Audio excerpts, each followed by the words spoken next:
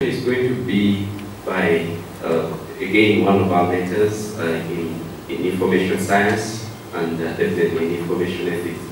She's the country representative on the African Network of Information Ethics. And she's the president of Uganda Library and Information Science and one of the leaders in academia in information science in Uganda. Her name is called Dr. KADDU. Doctor, come and present. Thank you very much, Francis, for those kind remarks. And I'm actually adding on something of interest to this meeting. I'm the chair of information ethics in the region. So I think that is something that we needed to know. I'm going to talk about, remember our workshop is information ethics and digital wellness. Information ethics and digital wellness. So I'm sure at the end of the day, it's a long day, we shall have known what information ethics is and what digital wellness means and what is involved. So I'm talking about the challenges of social media in LIS ethics. I know many of us like social media. It's something very trendy. And if you everyone asks, are you on WhatsApp? Nothing else. We don't hear the word social media, but we hear, are you on WhatsApp? Then you say, what is this WhatsApp thing? And one time I went to a village. In Uganda, we have villages which are very, very rural, unlike those of other countries, probably. And you know, many of our people do not use these tools that have social media apps or applications. So we still have the traditional phones. The phones are penetrated at the society, the Ugandan society, but not those that facilitate the use of social media. So someone was asking from Kampala, asking a grandmother whether grandma was actually using social media and whether she was on WhatsApp. And poor lady didn't know what this was.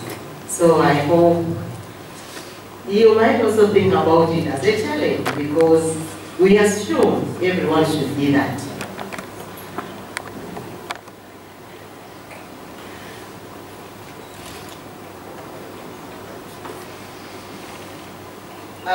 In the presentation, this is what I'm going to speak about. To introduce, I know you are very well, you are more knowledgeable than I in the subject matter, and I will try to walk over. I know many of us here are learners. Judging by 2 days back, many of us are learners. So, you know, and I'm an educator, so you start from the known to the unknown. And we shall give some few examples. Then I'm sure we shall know we are not digital literate. Somewhere we find ourselves in that category. Literacy is something very important. In most cases, on a daily basis, I become illiterate in one of the areas that you might want to think about, whether language or financial issues or digital or whatever. Then of course, as an educator, I want to look at the roles of an LIS educator in context of information ethics. And since we are learners, we also want to see what role we should play, and then come to the challenges, and finally, I will rest my case. Information ethics is something that is relatively very new, especially on African continent. And that's why you see not so many people, when you ask them to attend an information ethics meeting, come on board. Because they wonder what now this is, what information ethics things are. What exactly do you mean? There is a lot that is embedded in it. But I try to make this very, very, very easy for our own consumption, and then you need to relate. Information ethics ensures that good and responsible behavior is accorded to humanity without discrimination in the process of providing information. Remember, the librarians are one of the elements in the information transfer process. So when you are providing information, I should ensure that you provide it to all without discrimination. And once you do that, then your information, you are ethically, you involve information and ethics provided without discrimination. And then Article 19 of the Universal Declaration of Human Rights does state that access to information is a human right that should be afforded to all. So that is also to confirm that yes, our role is to provide information to all without discrimination. So we have something to support us. And we also know, or we may remember that information has 4 major roles that it leads to once it's consumed and utilized appropriately.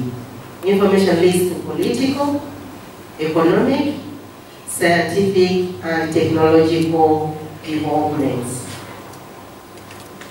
So now, what is social media, colleagues? We use it and then we are very happy every minute. Sometimes classes are going on and we have this social media. What is it? Or when we go, discipline students always go to social media after classes or after work.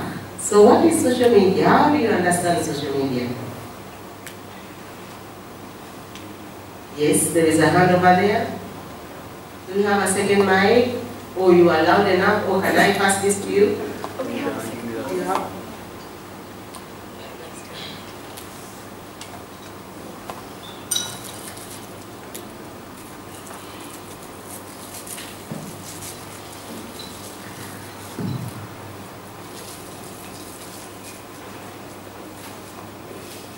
Good morning, members.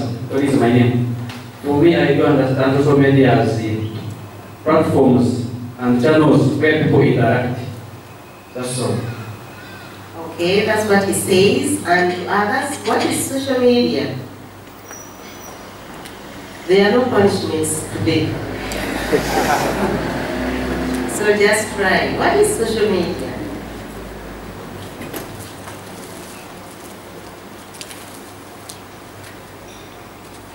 I think social media is a spectrum used to share publications from one people to another. Okay, that's what he says. Hands are coming up. Now that is very good. You know, my teacher was telling me, if you say, I know that, and you can't explain, then you don't know. Thank you. My name is social media has 2 components. One is social, 2 is media. Social in the sense that everyone has means of creating their own information, generating this information and saturating it as and when they wish. So unlike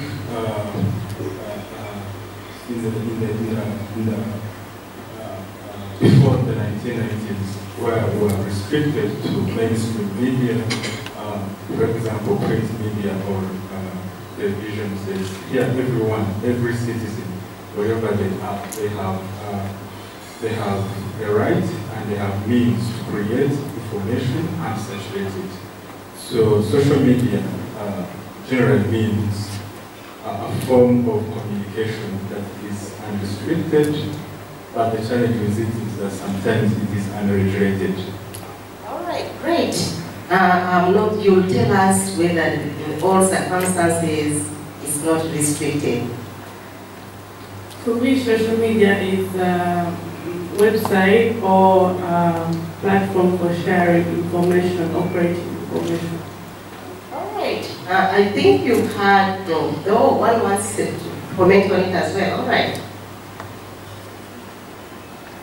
Morning. Social media is an online platforms where people connect and also interact. All right. Brilliant learners. You know, in most cases I also learn, so I've learned from you a few things. This is what I have for you. To me, I'm not saying you should take it all, probably can make it better, or we can borrow it. I'm saying that there are internet-based tools and platforms that increase and enhance the sharing of information. Social media are internet-based tools and platforms that increase and enhance the sharing of information. That's what it's just like I'm summarizing all that you contributed towards that. And I'm saying that this new form of media, also someone say that it's a media, which I agree with. This new form of media makes the transfer of text, photos, audio, video, and information in general, increasing the fraud among the internet users. And I think you do agree with that. That winds up whatever you mentioned in your way of looking at what social media is. And I just have some few examples of social media that you may be using or you may not be using.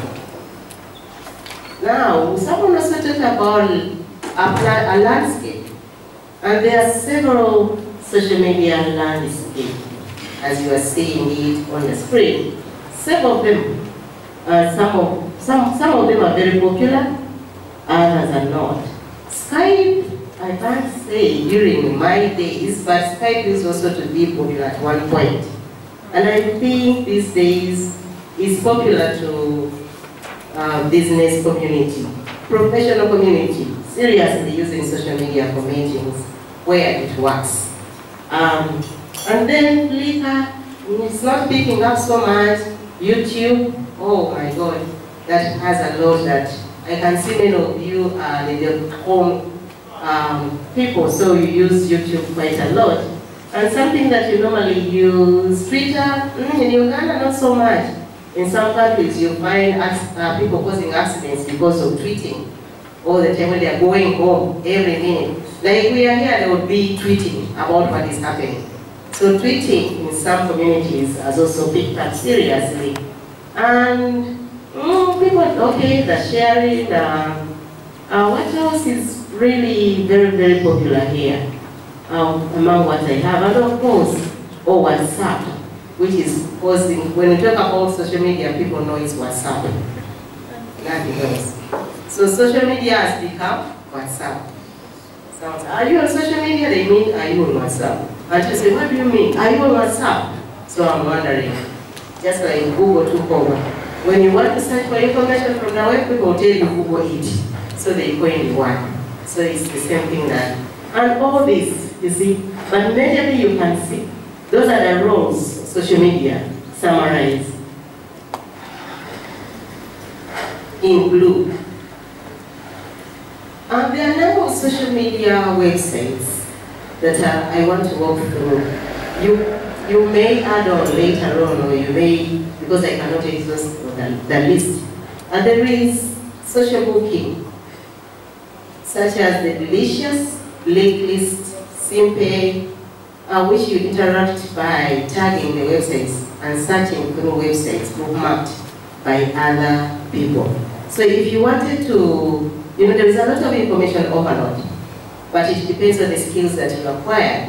So you are a very good person who is information literate, to be precise, and you want to look for these websites, and you want to search through them that we are tagged, you just go to what they call social bookmarking. So where they bookmark, you simply get it ready for you. And then there are also those that are on social news.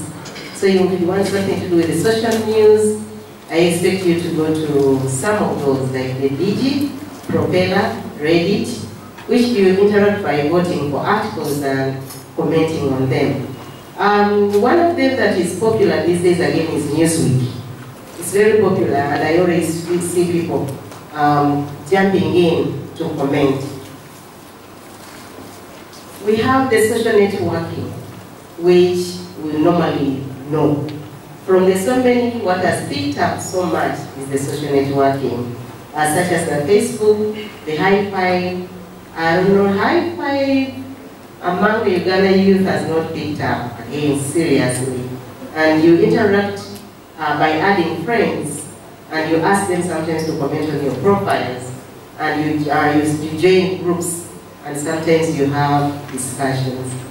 This has worked so well. I first saw it working very perfectly in Kenya, where we did a study on social media and the penetration to the Kenya community. We realized that the youth, like 99.5%, were doing so well along those areas. And then the other one is the social photo and video sharing platform or landscape, such as the YouTube, Flickr, which you interact by sharing photos or videos and commenting on the user's submissions. So you see, with any of them, there is a particular role it plays. So if you want something, like if you wanted to upload your photos, do not misplace them somewhere. They can be best done from using our certain social media website. And there is also one that has also now become professional website, which are the wikis, like for instance the Wikipedia. And with the wiki, you interact by adding articles and editing existing articles. There is room, but this is to some extent not as it was before. Originally, people never used to say cited pieces of work from Wikipedia to be professional. And I would hear educators commenting that, are you serious? This is the best source of information you will ever use. But I think this has changed since then. There are professionals, reviewers on Wikipedia that are reviewing these articles, and also they are restricting on the amount or the way you edit and add information. So it has become very professional. Now, I want also to talk about the LIS ethics, Library and Information Science Ethics. You may want to remember that information ethics is called cross-cutting. Ethics is cross-cutting. You hear about ethics in religious studies. You hear about ethics in IT. You'll hear about ethics in mathematics. You'll hear about ethics all over. So now I'm particularly looking at LIS ethics. What is LIS ethics? And I'm saying that to be LIS ethical person, then you are able to determine what is right or wrong, good or bad, and which is very important to any discipline. If you are able to judge that what I'm doing is not the best thing to do at this time, then that is something that our communities would really go for. And then information ethics directs a vision in life. It is a commitment to do right and uphold the good in the execution of responsibilities of a profession. I want to look at key players in information ethics of LIS discipline. And the key players are mainly two, the learners and then the educators. So what is expected of an LIS educator? An LIS educator is expected to develop curriculum for the students to follow systematically. Curriculum is something that directs the learning, and without it, there is something wrong, something has gone amiss, and consequently things are going to be done haphazardly or in a very awkward manner. And then secondly, they are expected to prepare when they are going to classroom to do the teaching. As an ethical LIS person should prepare for the learners so that at least they consume what is the best, and then to do the teaching, the real teaching, and then to evaluate the learners. Evaluating is one form of confirming that whatever was delivered to the learners was digested the way it was meant to be. And I'm quoting someone who has been behind information ethics for ages, and this person is Miller. And Miller has a long list of unethically best lecturer. And he's saying this lecturer, an ethical lecturer, should come to work regularly and on time. And then you should be well informed about the learners or the students and the subject matter. To him, if you do prepare your work, you come on time, no dodging, no chopping, and then you do it timely, and then you know who your students are, like I would say, who are you, who the other. I'm happy at the end, later on we are going to introduce ourselves, say that we are ethical, otherwise we shall be caught up on the wrong side of Miller's list of the qualities of ethically based lecture. And then being well informed about the subject matter is not, but does not qualify you alone. But you are also supposed to plan and conduct classes with care. You know, sometimes you find lecturers who do not respect the learners, and then that will be havoc. And then so you plan, and then you conduct the classes with care. You care for, you do not simply say, me, I'm only following those who are, the few who have understood. The best, they tell us that the best lecturer is a person who ensures even you want to go the person, the weakest person of that particular gathering has understood what they're talking about. Then after evaluation, that person will say, yes, I'm the best person. But if you only look at the bright ones and then without taking care of others, the average or the struggling learners, then there is a problem there. And then you have to regularly review and then update the instruction of materials. We've had people label some lecturers as yellow notes lecturers. Those who just pick the notes from wherever, which have become turned to yellow. Because they are using the same notes year after year, and they teach the same thing from time to time. Memorial, they are 100 years, and they don't want to update. Teaching the same thing wouldn't be a problem, but update, because it is believed that every time new things come up that you need to incorporate. Now, to the learners, what is the role of learners? We need to take part in the development of our own learning environment. For instance, if a question is asked, you are expected to give feedback. Then you are part of Miller's list. Otherwise, if we ask who is an ethically based lecturer or learner, or who is ethical and not ethical, then you keep quiet. Then you are not playing a role of providing feedback. And then you are expected also to take part in the work of your institution, or if you are given assignments in groups, you should actively take part. You should not say, simply add my name, then we submit. That is very dangerous. Everyone should have a contribution because it is valued and it makes a difference. Now, there are lots of LIS ethics tools, and we are going to walk through them. You know, we want to ensure that we understand what information ethics is, and at least we want to ensure that we take on people, we recruit people to take interest in information ethics area or discipline. And in some countries, information ethics is taught as a standalone. It's a degree. So if you are getting masters, they will say masters in information ethics.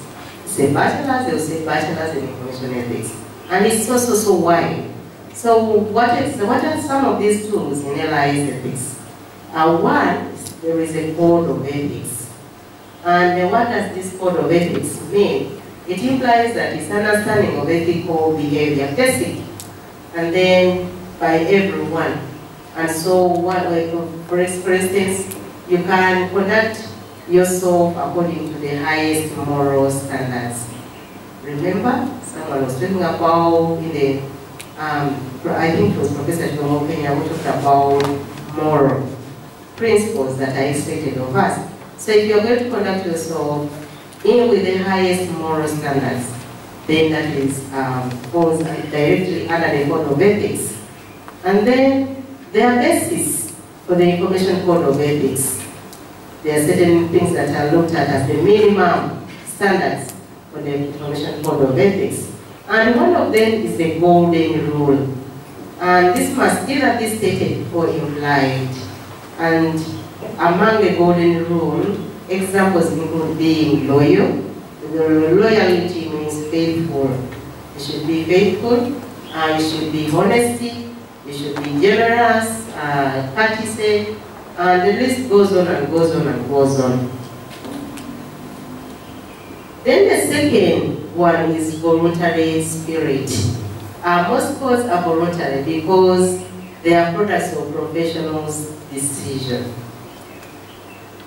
And sometimes we call upon people to serve, especially in professional associations, because that is where we volunteer quite a lot. And people say, are they paying? How much are they paying? And then we say, but we are not paying, volunteer. I'll pick this interest in being a volunteer and volunteer. And then you should have that voluntary spirit. In some countries like the US, wherever they read your CV, how volunteer, they will take on your application number one. They consider it because voluntarism in the US is very, very key. So we are also seeing it's one of the basis of our Information Code of Ethics. And then thirdly is the machinery. Each code should establish controlling machinery and an arm in the form of discipline. Disciplinary committee to correct deviations. If you are thinking of developing an Information Code of Ethics, they are saying one of the basis is machinery. There has to be who is going to be responsible to, if you did otherwise. Remember, information ethics is to do with doing the right and being able to know this is unacceptable, this is acceptable, and also to know, yes, we are in a permissive society whereby it's expected if you do your own thing so long as you do not stumble into your neighbor's territory. So there has to be those corrective control measures to be followed. And there are characteristics of Information Code of Ethics. And according, I'm happy I'm quoting someone who is right amidst us. Professor Chiongo Kenya, 1995, has a list of the characteristics of Information Code of Ethics, like duty to the client and employer, updating professional expertise. So if you only study and you go into academic limbo, you are in trouble. So you have to keep continuously upgrade.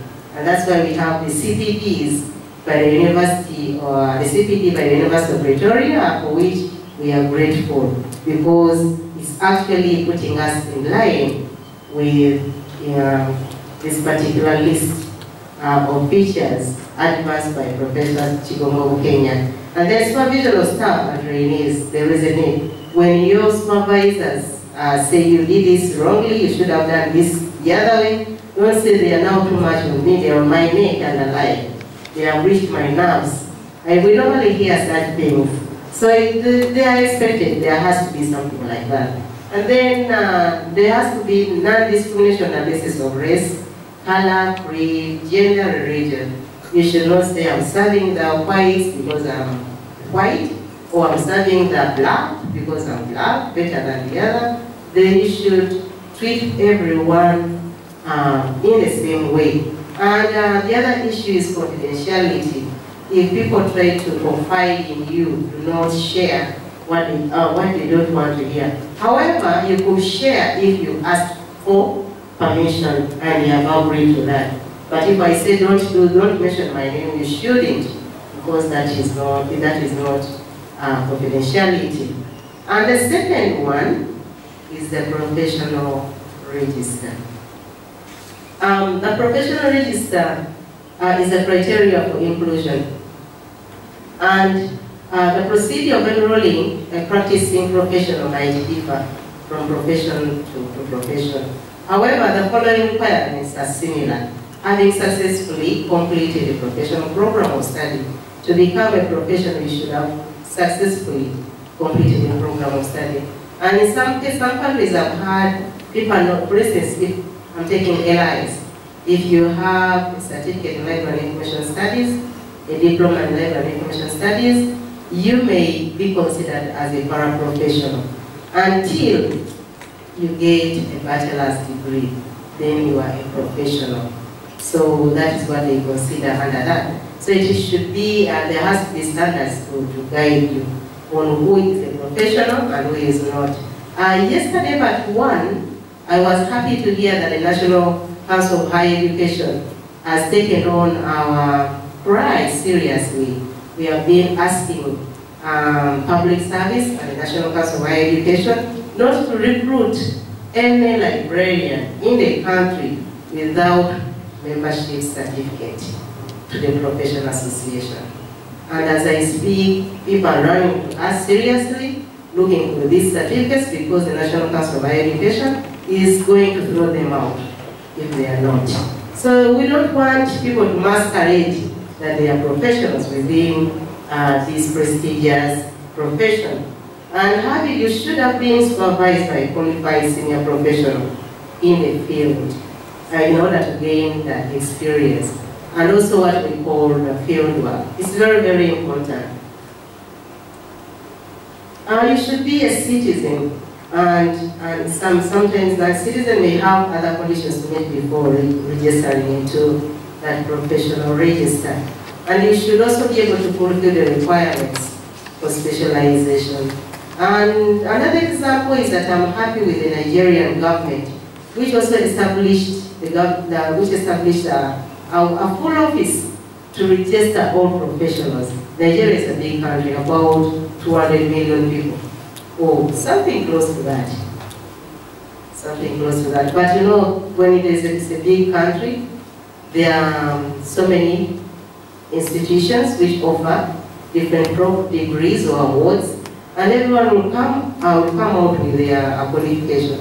So they are trying to act as a watchdog to ensure that we have those who are registered. And at the end of your name, you have to put certified librarian. Because they are certified, you don't have to simply walk in the profession and you pose, you are one of them. And it's very, very serious. They cannot employ you if you are not a certified librarian. So I think countries are coming up. Otherwise, we shall be picking academic papers from all over. And we are going to show the work wherever we shall be. And you should also pass inspection of facilities and equipment. And this is happening in all countries at least.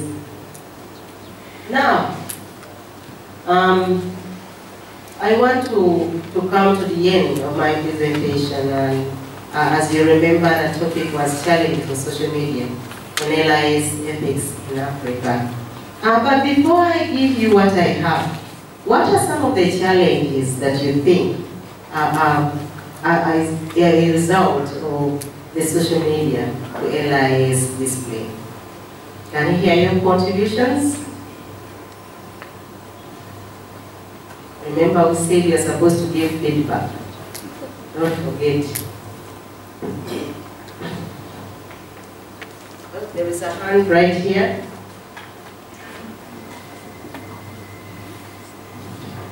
Well, abuse of social media platforms has been one of the challenges, whereby someone uses or take advantage of the platform to convey message that is not ethically relevant or that is negative in other ways.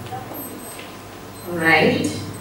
Another one, what are some of the challenges of social media? Any challenges you've encountered?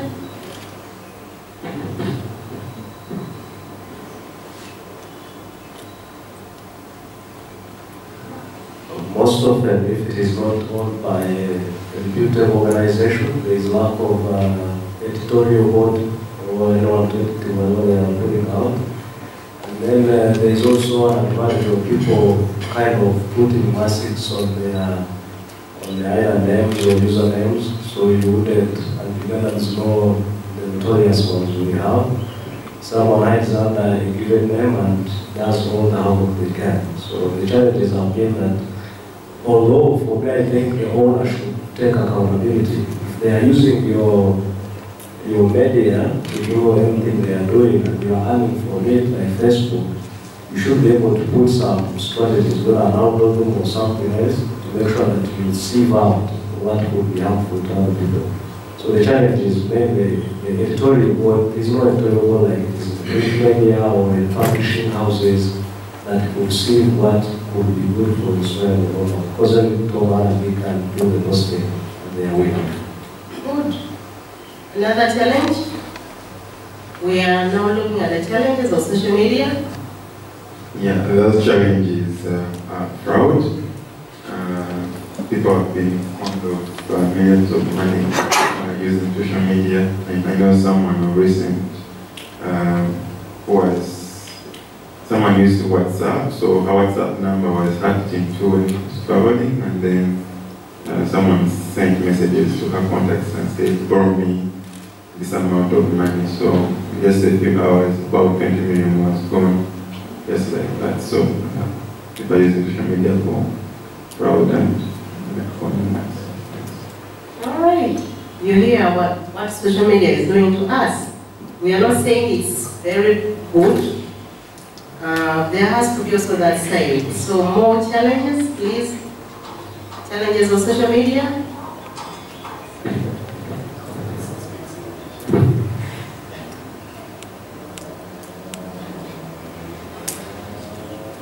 Another challenge is plagiarism. You could post information, maybe you write it is from you, you're the source, but anyone can copy it and use it anywhere else. There's no regulation for that. So it's an issue. Your neighbor wants it? I think the challenges have already been with us in society.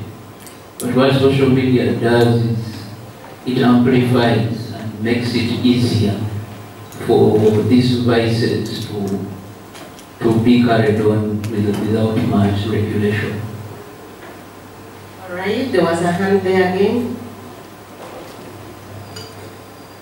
I think one of the biggest challenges we have for social media is that we don't have the laws or policies that govern these social media platforms. All right, that's what he says. Are there more challenges? Maybe this table wants to say something. The first table.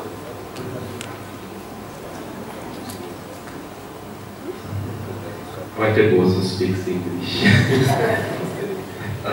I'd like to agree with Dave that most of what we are thinking as problems have always been with us and may be hidden and among us, and people don't know until social media takes it out of, broadcasts this. I'd like to refer to two cases. When we are looking for the internet, we are trying to connect to the internet, and we are looking for the access point. We found one of them very interesting. It's called Professor Muki. And we didn't know what Professor Muki was doing until social media came. And then we didn't know what Kokonyo meant until social media came on Saturday, and Ugandans understand what these are. But these are people that we have always respected, and probably they were doing things until social media came in. Yeah. So, again, I was representing the table. All right. And fewer more discussions will take place. Okay. We have 3, 2 on that table and 1 here. I just focus on one issue. There's an issue of cyberbullying, online bullying. For example, let me take for instance, I'm on a WhatsApp group. So whenever I try to talk something about women's emancipation, women's rights, there are people who always block it. Like you say something, it is important actually, but there's this particular person who is always saying, that's not important. So that's a form of bullying that actually happens to many people online. Good. One of my biggest concerns with social media is the challenge of privacy. Usually most websites have what we call cookies, and these are tiny files downloaded by websites. So this does hardware drive to help identify the visitors' browsers, and then to find out what kind of information the visitor is interested in. For example, Google collects private data and then uses this data for behavioral targeting. I think that these are some of the serious ethical issues that need legislation that we should be discussing about. Then the other challenge is about censorship of what is content that is shared on social media. For example, in a wake of accidents or traumatizing pictures, some users, those pictures may be very, very, very traumatizing or damaging to share anyhow. And this is where regulation is needed. Not every kind of content should be shared on social media. So the question is, when this happens, how are we protecting certain ages, for example, the children, the young ones, or even me, who is not supposed to be exposed to certain bad images that are not good for my mind? Who is responsible for that? All right.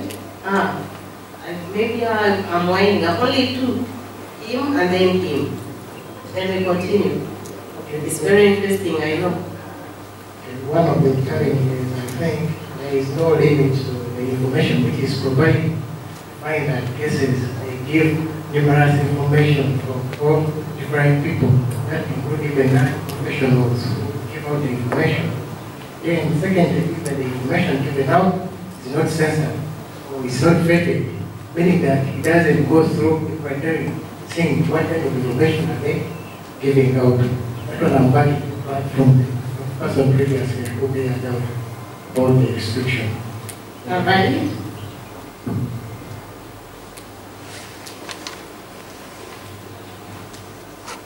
Yeah, thank you.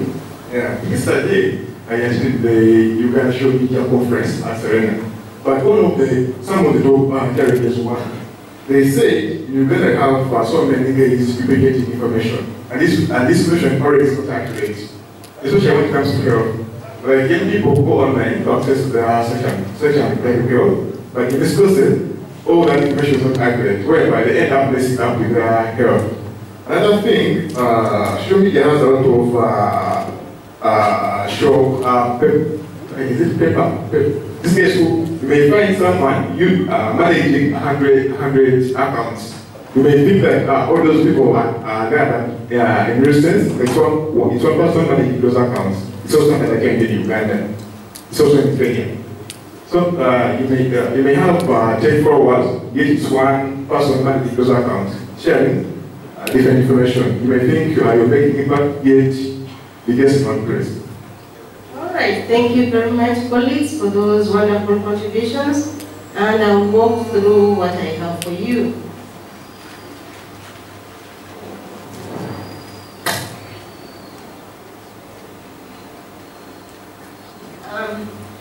As you remember, we are all people interested in, we are dealing with information.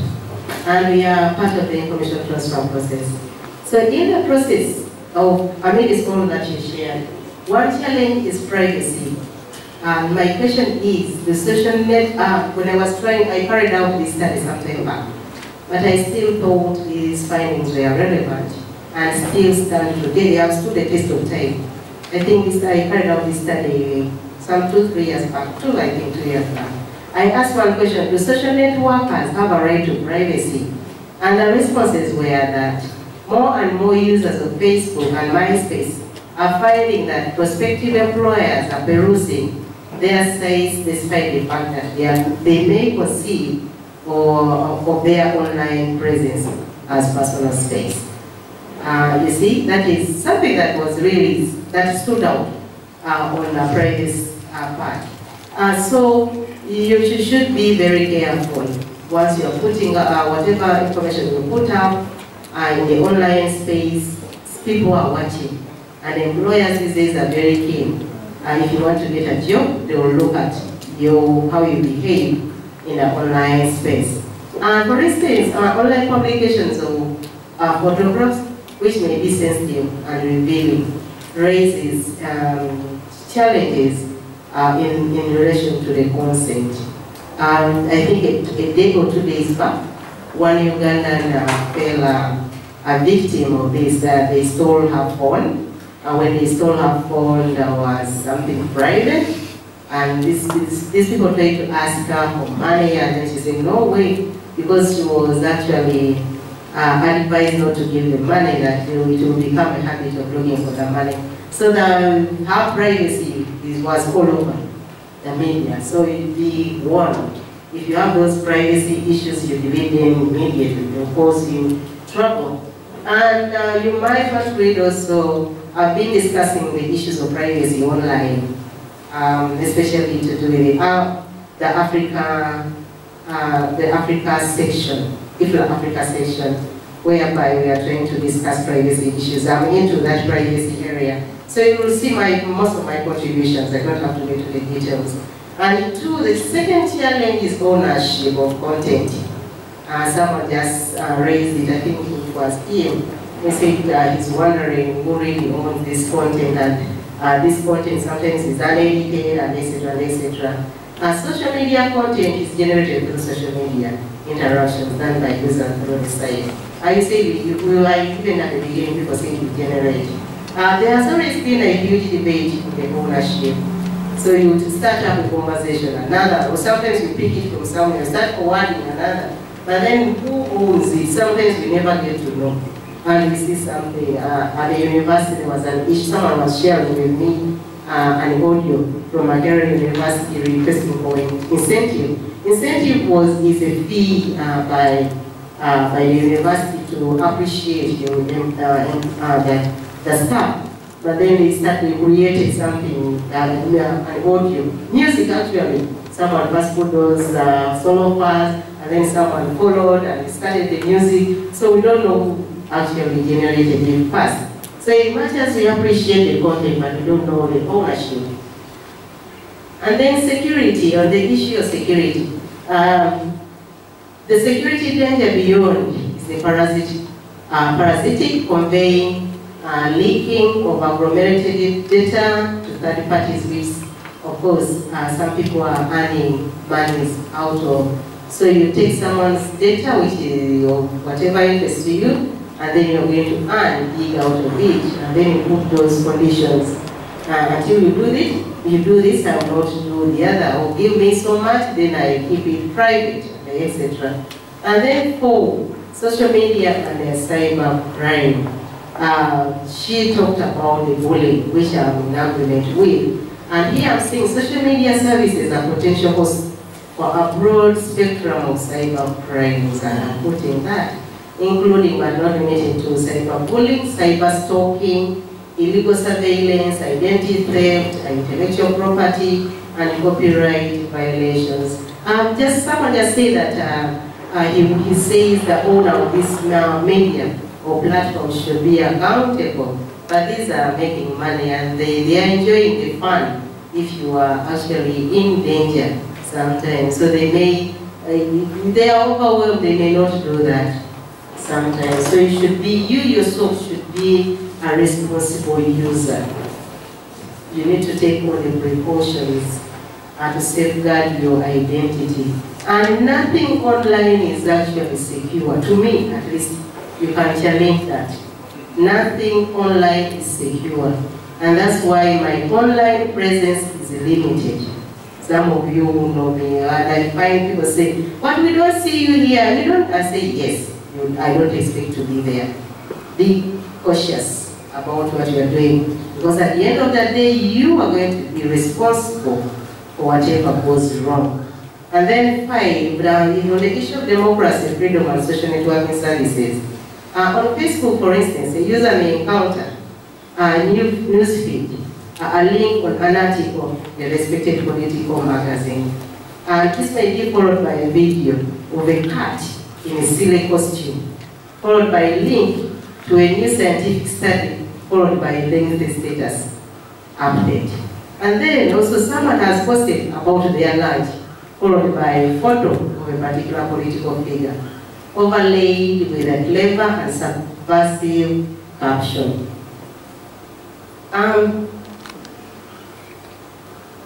So on this particular one, you see, sometimes you follow things that are not even connected, not related. This one does that, the other does what, and sometimes you get lost in the online space. So that's what it tries to talk about. You talk about different subjects, but because you have the freedom, you have the whatever, to do whatever you want to do, and no one should stop you. No one sometimes regulates that. And then 6, grey literature and information ethics is also another challenge. These are 2 fundamental aspects of LIS professional practices in the digital information economy. Yet both are still poor understood and often marginalized.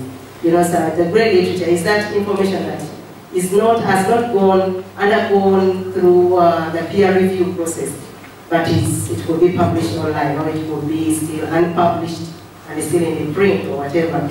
But then we are saying now this sometimes is all over, and some of us just cut and paste, and we take it to be very authentic. There is also a problem with that. And then there are key areas of shared concern, which include peer review, the digital preservation. You know, when people are not reviewing and you are putting all the typos into your grey literature online, and then tomorrow you're not going to find this information anywhere. You say, okay, there is something I want you to refer to. You ask someone to come and maybe look at it. Tomorrow you're not finding it, and you'll hear page cannot be displayed, or something more, though still under construction, or whatever. So many things that go on.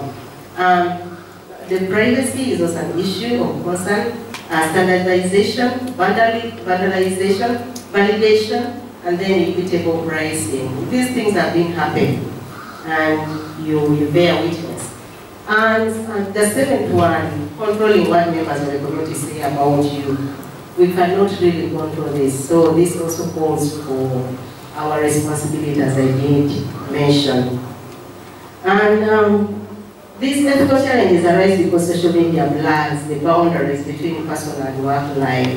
When personal opinions are expressed through social media and referred to a company or its employees, it is unclear what control, if any, the company then has over comments communicated in this way and what action it can or should take. And in some cases, like I know one person who was fired who used social media to speak using the name of an institution, and get this person and not got the permission to. So you have to declare that these are your own views and not any other's views. So and you don't want to put the institution in trouble. And the issue of fairness. When we interact, this was a response, that when we interact with others online, we have no real way of knowing whether they are white or black, male or female, fat or thin, young or old. This week I was teaching digital ethics to one of the classes, and they all spoke that under challenges surrounding it, and the students expressed concern that, you know, for sure what you're talking about, they actually confirmed that what I was telling them was the reality. Because some of them are still students, but they pretended they took on another fake identity, and others are asking in different countries, they are asking for job opportunities from them. And they are learners, and who are then have not even got jobs. So you don't know, and then you reveal the whole self. And another say that they even gave instructions to a stranger online about BCD, and then within a twinkling of an eye, all the home properties were robbed. So be mindful of what you do. And the kids are also not surviving. You put your kids' profile pictures, and the following day they will come for them because you are giving all the details. So you can think about it if you want to continue or you don't want to continue. And then the other challenge is the interpersonal virtues, the honesty, openness, the patience, etc., etc. You know, the challenges would be really very many. Someone said that the challenges have been there. Yes, in a way, yes and no. But you see, sometimes they tell us, I don't know whether there is fairness in that, what you don't know does not make something. But once you know, then it's something else. So if it were there but we didn't know, and the coming of this tool made us realize this, then we are attributing it to that. I remember in history they say, who discovered the source of River Nile? But then the natives were there, I'm sure they must have seen it. But until someone declared this source of this is the source of River Nile, then we attach the person's name to that. So you think about it as well. In conclusion, information ethics is not an easy thing to embrace and implement, but they are vital to a respectable, dynamic, and relevant display of profession in any society. There is a need to realize that information is the catalyst of development, and therefore those who process and transfer it to others must not only be highly qualified, must be highly disciplined and governed and obedient to the principles of doing good to others without harming others. And then, not an easy job, but important to strive and achieve it in the information or knowledge society. Thank you for being good participants.